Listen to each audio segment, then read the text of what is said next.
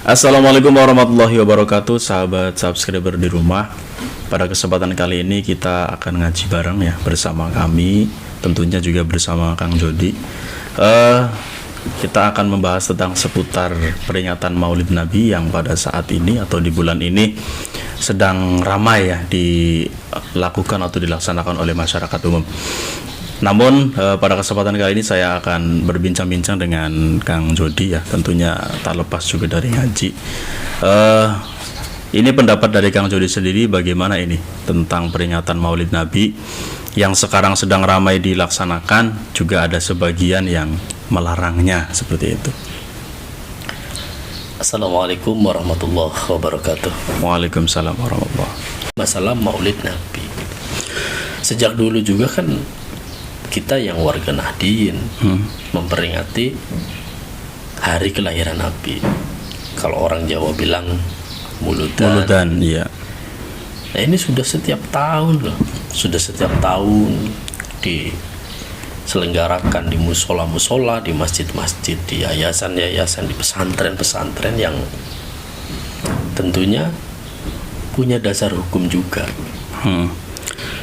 Padahal kalau kita tahu bahwa ketika memang ada yang menanyakan dalil ya, mungkin saya pribadi itu tidak akan membahas dalilnya ya, Kang Jody ya. Jadi di sini kalau kita tanya dan kita kembalikan sebuah cerita dari zaman Nabi itu kan, pada saat itu kan sahabat juga itu kan pernah bertanya kepada Nabi bahwa ya Nabi, kenapa setiap hari Senin Nabi itu berpuasa? Nah, padahal di sana Nabi juga menjawab kepada sahabat bahwa ya saya itu berpuasa karena di hari Senin adalah hari kelahiranku. Sudah jelas kalau misalnya kita tidak usah mencari dalil yang rumit lah untuk menanyakan hari kelahiran Nabi atau ingin memperingatinya. Sedangkan Nabi saja tidak 1 tahun sekali, bahkan setiap hari Senin di hari kelahirannya Nabi saja merayakan. Tidak hanya itu, ini lebih ketika kita mencintai Nabi, ketika kita mencintai Rasulullah, maka singkatnya ya kita tidak butuh dalil. Kalau kita memang mencintai Rasul apapun, seperti halnya mohon maaf kita mencintai sesuatu, ini bukan dari segi agama ya, artinya ketika kita mencintai sesuatu, misalkan kita punya mobil bagus, punya rumah bagus, punya apalah, kemudian kita mencintainya, punya binatang peliharaan. Ketika kita cinta, jangankan orang lain gitu, istri kita atau anak-anak kita atau saudara kita, misalkan kita punya burung bagus, kita merawatnya sampai apapun dilakukan, bahkan sampai kita lupa waktu ya, sampai lupa waktu. Nah begitu juga harusnya kita ketika mengaku umatnya Rasulullah, kita cinta kepada Rasulullah. Ya itu tadi, ini sebagai bentuk cinta kita kepada Rasulullah, bukan semata-mata kemudian yang harus dibahas tentang perayaannya. Iya betul. Tetapi implementasi atau prakteknya ya gitu. Prakteknya kita sebagai seseorang yang cinta Rasul, ya dengan memuji-muji. Iya betul. Ini yang perlu kita ngobrol, perlu kita bahas, itu adalah bagaimana kita jangan memperbesar perbedaan, tapi lebih kepada kita umatnya Rasulullah, umatnya Kanjeng Nabi Muhammad, yang harus kita tiru, yang harus kita bahas, yang harus kita teladani adalah akhlaknya. Kayaknya selama ini banyak loh Kang Mail ya, banyak yang lupa gitu. Akhirnya pembahasan yang begitu santer di media sosial itu kebanyakan antara mengkritik yang Maulid Nabi, iya betul, dengan yang berpendapat tidak bermaulid Nabi. Nah ini yang lebih dibesar-besarkan, itu harusnya yang kita ramaikan bukan perbedaannya, tapi toh ketika perayaan Maulid Nabi yang diceritakan tentang akhlak Rasulullah, beliau ini luar biasa, tidak hanya kepada sesama muslim, bahkan Rasulullah Ke semua ya. Iya, semuanya akhlaknya itu baik. Nah, yang seperti ini yang harusnya kita sampaikan, Iya, betul, yang betul. kita besar-besarkan di media sosial, harus ramai gitu tentang akhlak Rasulullah. Jangan sampai kita lupa. Iya. Gitu ya. Kita jadi perdebatan antar umat saja. Bahkan begini, ada hal yang menarik yang menurut saya gitu. Kalau mauidhah hasanah itu banyak yang mampu atau yang menyampaikan mauidhah hasanah gampang. Yang kita cari sekarang adalah ya tadi uswatun hasanah gitu. Iya. Suri tauladan yang baik. Nah, kita bagaimana sebagai umat Kanjeng Nabi supaya bisa meneladani. Nah, Ya minimal sedikit ya. iya minimal dari sunnah-sunnah. Iya, Ya, betul. kita tidak menyakiti orang, kita selalu berkata jujur, kemudian Ya terutama tidak menyalah-nyalahkan. nah jangan sampai kemudian Islam dipandang oleh agama lain selalu perpecahan. Ini harusnya kajian-kajian tentang perbedaan ini sudah tidak muncul harusnya di media sosial. Iya, betul. Yang harus dikembangkan adalah bagaimana Islam semakin maju, semakin lebih Bersatu banyak. ya, lebih bersatu. Ya bahkan kalau kita misalkan bicara tentang teladan Nabi ya, yang tadi Kang Jody dijelaskan bahwa Nabi itu tidak hanya mencintai umatnya, khususnya umat Muslim. Karena dulu juga kan Nabi pernah ya dalam kisahnya ya ada ya pas Nabi itu sering memberi makan kepada orang Yahudi ya, orang yang tua. buta itu. Iya, itu kan setiap hari Nabi itu memberi makan. Bahkan dia tidak tahu bahwa dia itu yang memberi makan itu Nabi. Sehingga pada suatu hari ketika Nabi sudah meninggal, kemudian Nabi itu menitipkan kepada Abu Bakar untuk meneruskan kegiatan kegiatan sedekah Nabi kepada orang tersebut. Akhirnya Abu Bakar meneruskan. Abu Bakar itu kan tidak tahu bahwa orang yang dikasih hari Nabi itu yang diberi sedekah oleh Nabi. Bahkan katanya dalam riwayat itu si kakek tua itu disuapi oleh Nabi. Iya. Padahal Abu Bakar tidak tahu bahwa itu adalah seorang Yahudi, bukan umat Islam, apalagi Islam ya kayak ini Yahudi, bukan kalangan umat Muslim. Akhirnya ketika Abu Bakar itu suatu hari itu mendatangi si kakek dalam keadaan Nabi sudah wafat, itu ketika Abu Bakar menyuapi si kakek tersebut, dan Abu Bakar sangat kaget ketika kakek itu ternyata mencemooh dan menghina Nabi, mengatakan Nabi itu penipu, penyihir dan lain sebagainya. Akhirnya kan si kakek itu tidak tahu ya, dan Abu Bakar menjelaskan bahwa sebenarnya yang menyuapi Anda itu ya Nabi Muhammad. Ya karena si kakek tersebut pas Abu Bakar menyuapi itu Agak berbeda, iya agak kasar ya, karena junjungannya itu dicemooh di depannya, sehingga kakek tersebut setelah dijelaskan Abu Bakar langsung tersipu dan menangis, kemudian bertaubat, menyebut syahadat 2 kali dan ingin bertemu dengan Nabi, namun Abu Bakar menjelaskan bahwa Nabi sudah meninggal.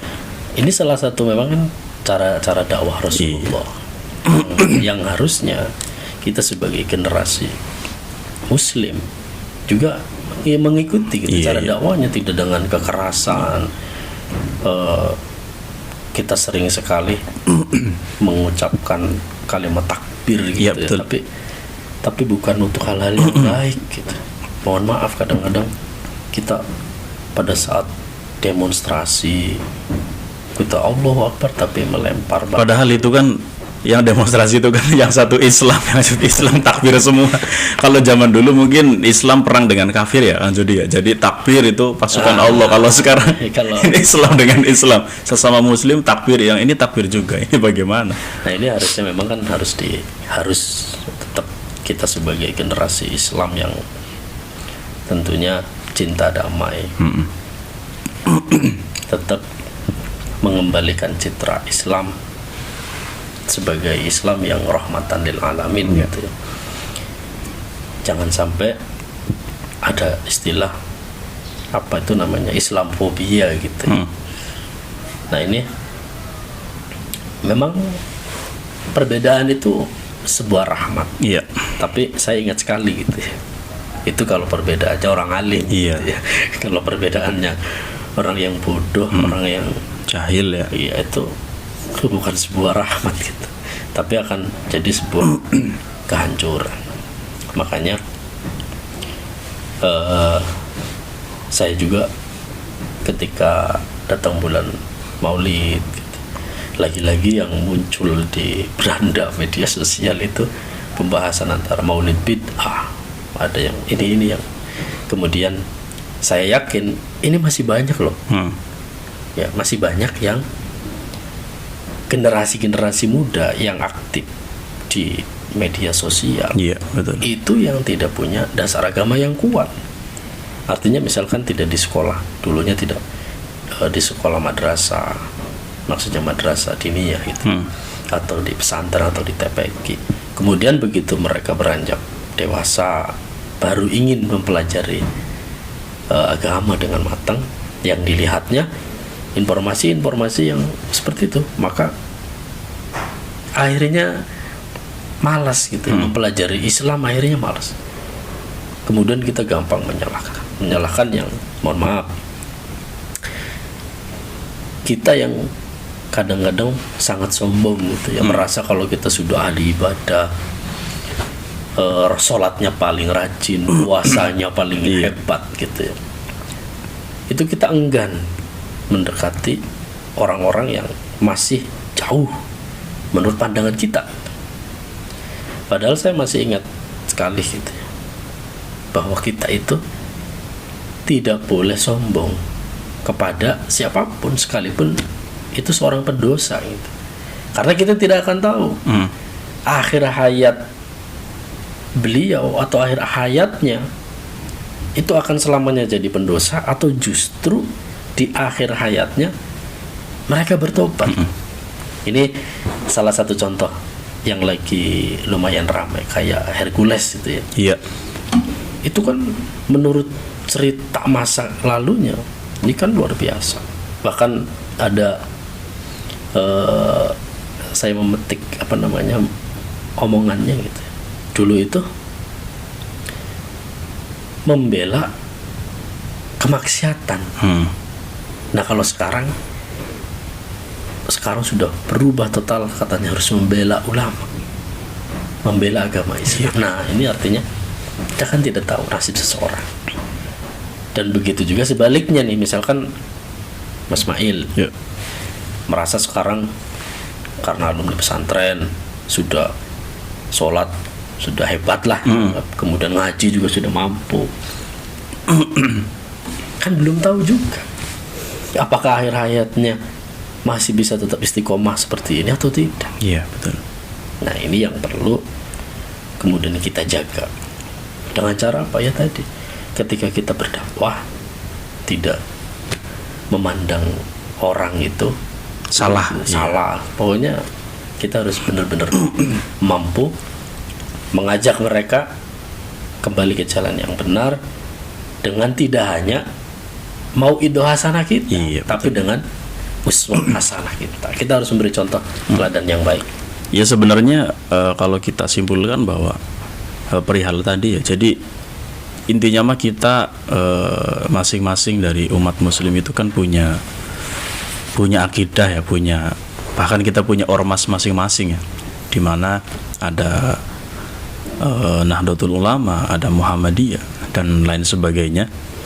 Sehingga menurut saya pribadi, seharusnya perbedaan yang sering kali muncul setiap kali momentum ya, ini seharusnya sudah tidak perlu diperdebatkan. Jadi seperti yang tadi Kang Jody jelaskan, bahwa kita tidak akan pernah tahu akhir hayat daripada kita itu bagaimana. Kita sebagai warga, misalkan kita sebagai warga Nahdliyin, tidak patut kita menyalahkan dari warga lain ya, yang non Nahdliyin. Dari yang non Nahdliyin juga ya tidak seharusnya mencemooh dan mencari dalil-dalil kesalahan sehingga warga kita disalahkan. Intinya wallahu a'lam lah, dari warga Nahdliyin juga dari peribadatannya nanti diterima oleh Allah juga itu tidak tahu, dari yang sana diterima atau tidaknya itu tidak tahu, wallahu alam. Nah, ketinggalannya kita sebagai umat muslim di Indonesia ya Mas Bail ya, itu masih yang dibahas itu tahlil nggak boleh. Iya, padahal itu sudah klasik itu ya. Kemudian masih bahas antara kunut dan tidak kunut, masih seputar itu saja. Sementara yang lain sudah berpikir bagaimana pindah ke Mars gitu. Iya, betul. Kita masih ngobrolin masalah kunut, masalah ya seputar khilafiyah saja. Bahkan itu kadang-kadang video tahun berapa itu diunggah lagi. Iya, diunggah lagi, dipermasalahkan lagi. Ini yang akhirnya generasi muda kita yang kebingungan, sudah memalas ngaji. Sekarang kan memang mereka itu ngajinya di YouTube, Facebook gitu ya. Sedangkan di media sosial itu ya, terutama memang yang bikin menarik itu karena durasi, yang jadi durasi. Kita kadang mendengarkan pengajian dari kiai atau ulama itu kan, kalau yang komplit itu biasanya kan full durasi ya, 1 jam. Kita kan malas. Jadi cari hukum cuplikan paling 1 menit sampai ya berapa, setengah menit, bahkan itu langsung to the point ya, bahkan potongan video. Itu mungkin yang saat ini generasi muda cari, pengajian kilat, sehingga nanti itu wah ini nggak boleh langsung disampaikan. Ini sangat memprihatinkan sebenarnya. Makanya kan karena ini justru memang yang membuat ramai adalah netizen itu. Bisa jadi mereka, kita tidak tahu ya aslinya paham atau tidak gitu ya. Ini menjadi diperebutkan, padahal sudah jelas. Jangankan kita berbeda organisasi ya, iya.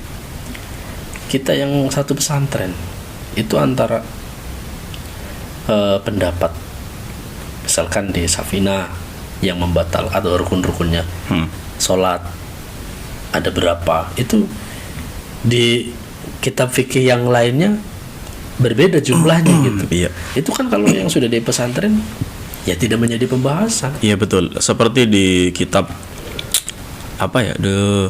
dari kitab Nahwu ya, yang saya dulu pernah dengar ya, atau yang pernah dipelajari. Kalau di Jurumiyah itu kan hukum ini dibaca rofa boleh. Kemudian ketika kita sudah masuk di kitab Alfiyah, kalau di Jurumiyah itu harus dibaca rofa. Tapi ketika kita ngaji di Alfiyah itu dibaca rofa boleh ya. Dibaca nasob juga boleh. Bahkan ada yang hukumnya ismam, boleh di rofa, boleh di nasob, boleh. Nah macam-macam. Jadi sebenarnya yang banyak sekali orang-orang di kalangan kita ya, mungkin tentunya yang tidak begitu paham itu biasanya mencari hukum satu sumber kemudian menjadi sebuah patokan. Betul. Perbedaan-perbedaan semacam ini yang selamanya itu akan terus gitu.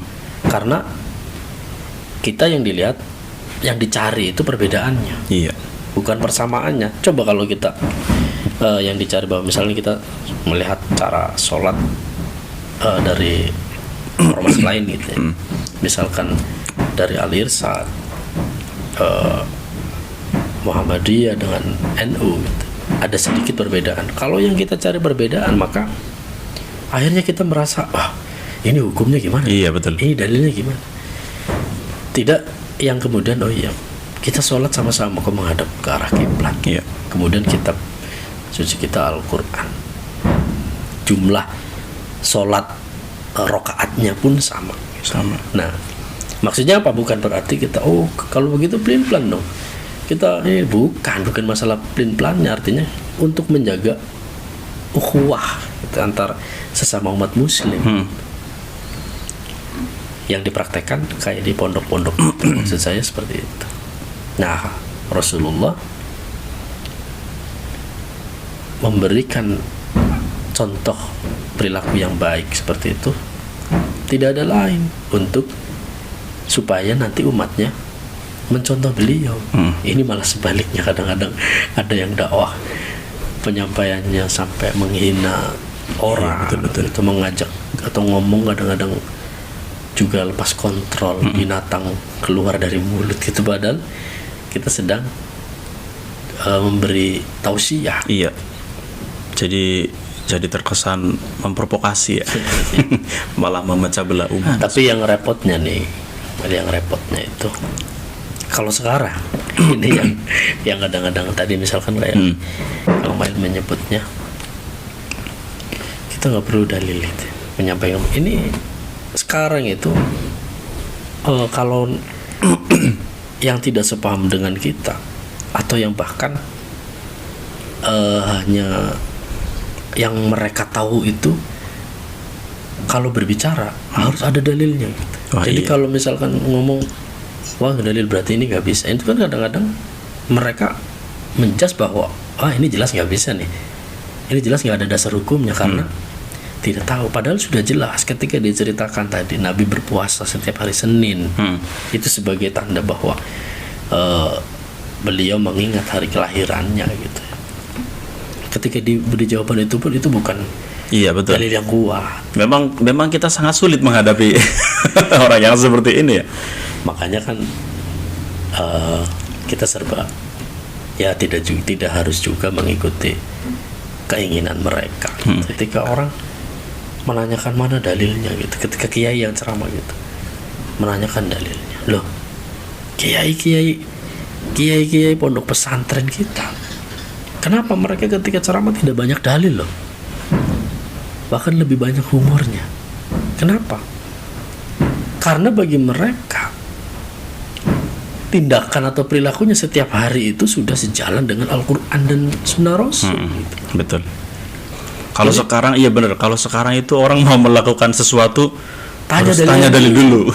Iya. Padahal kalau kiai pesantren, kemudian para santri itu, ya memang santri kiai bukan malaikat ya, yang tidak, artinya yang nggak berdosa gitu. Tetapi ya tadi yang dilakukan oleh kiai, guru-guru kita itu sudah benar-benar mengikuti anjuran Al-Quran dan hadis. Maka ketika ceramah gitu, ketika tausiah nggak banyak dalil, toh mereka sehari-harinya sudah sesuai dengan Al-Quran. Yang dimaksud dengan kadang-kadang begini, kita salah menafsirkan ya. Kita sering lucu dulu gitu waktu masih zaman kecil. Misalkan ada zaman dulu kan orang masih takut ketika di gelap-gelapan ada setan, ada orang habis meninggal siangnya, kemudian malam harinya seolah-olah mencekam. Zaman dulu ketika takut gitu, akhirnya apa? Al-Quran gitu ya, Al-Quran ditaruh di jendela gitu, supaya nanti setannya nggak bisa masuk. Jangankan Al-Quran diletakkan di jendela, kita membaca Al-Quran pun orang iblis juga bisa ayat kursi paham gitu ya. Iya betul. Nah maksudnya apa? Artinya bahwa pengamalannya tadi yang dimaksud dengan iblis takut kepada orang yang ahli ibadah, orang yang ahli Al-Quran, itu bukan hanya semata-mata mampu membaca Al-Quran, tetapi yang kehidupannya memang sudah sesuai dengan Al-Quran, itu iblis baru takut. Jangan sampai ini kita lagi-lagi yang ditanyakan dalilnya mana. Ini kan memang seolah-olah menjadi jurus bagi mereka ketika sudah kepepet nih dalilnya. Coba dalilnya mana? Iya betul. Seperti itu selalu yang katakan dalilnya mana. Padahal sudah jelas ketika dipaparkan dalilnya pun toh mereka beda dengan kita, tetap saja salah. Ini pengambilan dalilnya salah, bahkan kemudian misalkan hadisnya ini dhaif, bahkan tidak ada. Nah seperti itu akhirnya.